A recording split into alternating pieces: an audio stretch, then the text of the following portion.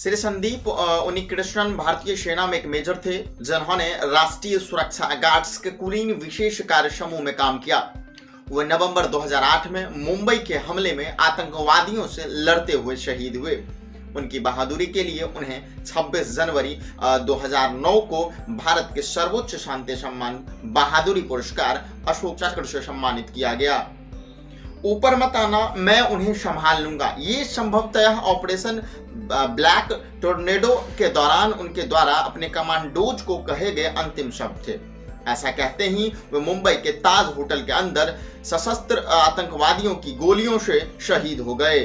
बाद में एनएसजी के सूत्रों ने स्पष्ट किया कि जब ऑपरेशन के दौरान एक कमांडो घायल हो गए, मेजर उन्नीकृष्णन ने उसे बाहर निकालने की व्यवस्था की और खुद ही आतंकवादियों से निपटना शुरू कर दिया। आतंकवादी भागकर होटल के किसी और मंजिल पर चले गए और उनका सामना करते करते मेजर उन्नीकृष्णन गंभीर रूप से घायल हो गए और वीर गति को प्राप्त हुए। श्री संदीप उन्नीकृष्णन बेंगलोर के में स्थित एक नायर परिवार से थे। यह परिवार मूल रूप से चेरुवनूर कोझिकोडे जिला केरल से आकर बेंगलोर में बस गया था। वे सेवानिवृत्त ISRO अधिकारी श्री उन्नीकृष्णन और श्रीमती धनलक्ष्मी उन्नीकृष्णन के इकलौते पुत्र थे। मेजर उन्नीकृष्णन ने अपने 14 साल Frank Anthony public school Bengaluru में बिताए। 1995 में ISSC विज्ञान विषय में स्नातक की उपाधि प्राप्त की। वे अपने सहपाठियों के बीच बहुत लोकप्रिय थे। वे सेना में जाना चाहते थे, यहाँ तक कट में भी स्कूल जरूर जाते थे। एक अच्छे एथलीट होने के कारण वे स्कूल के गतिविधियों और खेल के आयोजनों में बहुत सक्रिय रूप से हिस्सा लेते थे। उनके अधिकांश एथलेटिक रिकॉर्ड उनके स्कूल छोड़ने के कई साल बाद तक भी टूट नहीं पाए। अपनी ऑर्कुट प्रोफाइल में उन्होंने अपने आप को फिल्मों के लिए पागल बताया।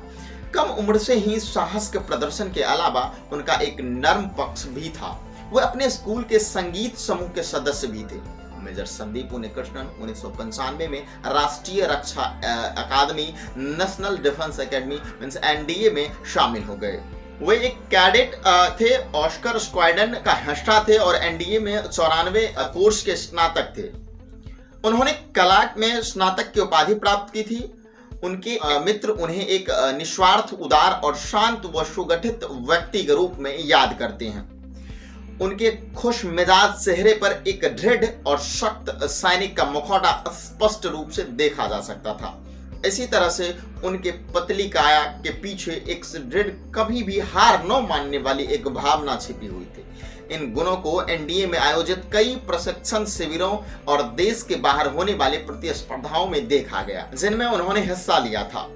उन्हें 12 जुलाई 1999 को बिहार रेजिमेंट की 7वीं बटालियन का लेफ्टिनेंट आयुक्त किया गया। हमलों की चुनौतियां का सामना करने के लिए 2 बार उन्हें जम्मू और कश्मीर तथा राजस्थान में कई स्थानों पर भारतीय सेना में नियुक्त किया गया।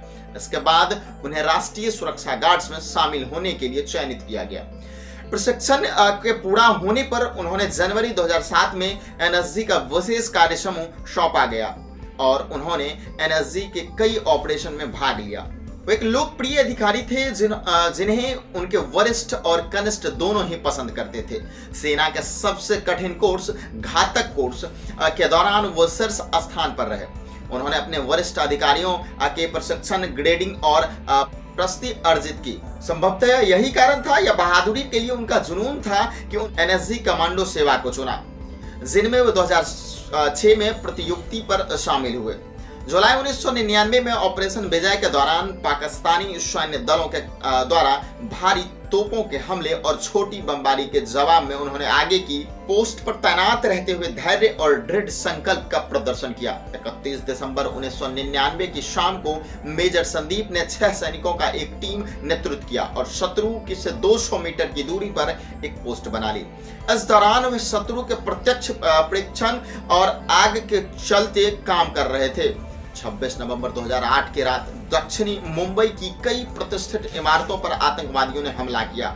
उनमें से एक इमारत जहां आतंकवादियों ने लोगों को बंधक बना लिया था, वह 100 साल पुराना ताजमहल पैलेस होटल था।